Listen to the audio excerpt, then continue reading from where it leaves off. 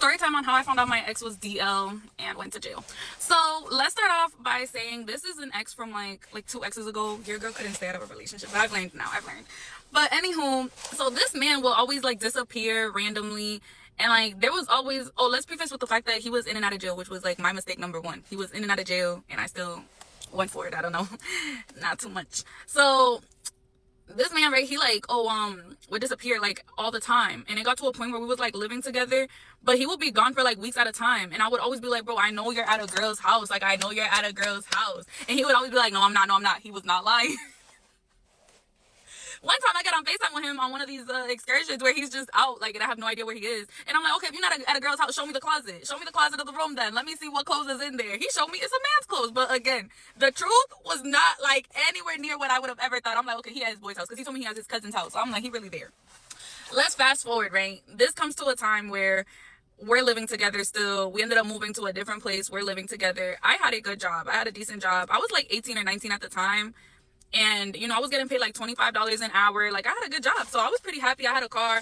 He was not doing as well. Like, he used to be a substance dealer. He had his license revoked, a whole bunch of stuff. So I would always give him rides to places, which I know, like, none of this is looking good for me. Like, I understand. I was really a bitch when I was that age. Like, I was really stupid. So I would always give him rides to everywhere, whatever. This one particular month, he's like, oh, like, this owes me money, like I need to go get that, like he owes me money, blah blah blah, and he's asking me for more substances, and like he hasn't even paid me, and blah blah blah blah. He's like, oh, can you give me a ride? Like, I'm gonna go grab him. I'm like, yeah, I got you, I can give you a ride. On the way over there was this man that used to always take care of my dog. It was one of his friends, but he used to always take care of the dog for me or whatever when I was at work, because this man was so busy doing other stuff. So fast forward, we're driving, we're passing by the nigga's house, the one that used to always watch the dog. He like, oh, like, let's stop and grab, we'll call him Adam. We'll call my ex Tony, his friend Adam, all right? He like, oh, let's stop and grab Adam. I'm like, all right, cool. We stop. It wasn't out the way or nothing. It was literally on the way. So we stop, we grab Adam. My dog is happy to see Adam, and they're parlaying in the back or whatever. And I'm like, all right, cool. We pull up to the house or the building where he was going to go collect his money. And I'm like, all right. I'm sitting out there like for like mad long, mind you. I'm thinking it's gonna be a quick situation because he just told me he's grabbing his money. He didn't say that anything else was gonna go down, blah blah. He had a ski mask with him, but during that time, like, that was normal to just wear a ski mask all the time. But when we was in the car, he had it rolled up like it was a beanie, which was also something normal that he would do, or not normal, but hoodlummery that he would do anyways. So we pull up, I'm sitting outside for like 10, 15, 20 minutes. So now I call him and I'm like, hey, like, you know, I left some food cooking. Like, when is this situation gonna be over? And he's like, nah, like, hold on, just stay right there. Don't let anyone see you. Don't let anyone see me. Huh? Oh, shit got crazy. We're tying him up.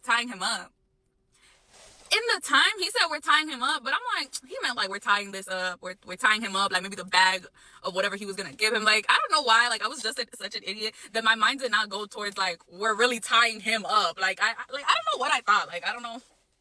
You know what? I wasn't thinking. So he finally get back into the car. He brought now I don't remember if he had already had a backpack with him or if he grabbed it from inside that house. Like, I have no idea.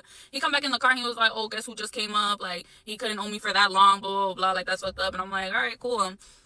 I was pretty like oblivious, but I also didn't want like details to anything just because of what happened next.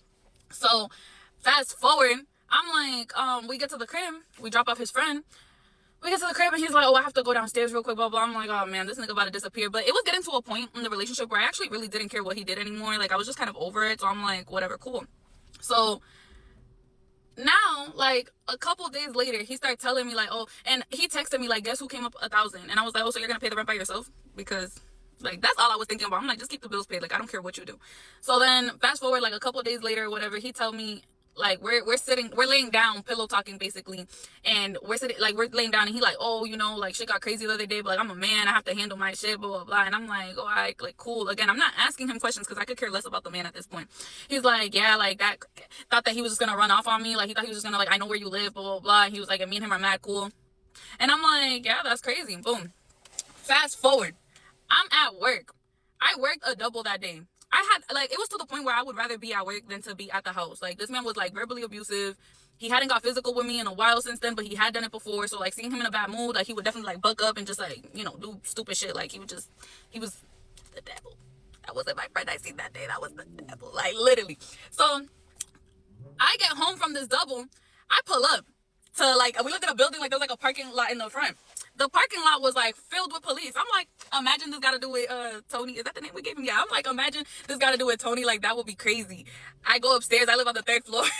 I peek around the corner. They are in front of my house. I'm like, oh, this shit do really got to do with Tony. So I back up right away. I'm like, oh my God, like what's going on? A police officer see me. He was like, oh, he said my full name. He's like, is that you? I'm like, oh, fuck.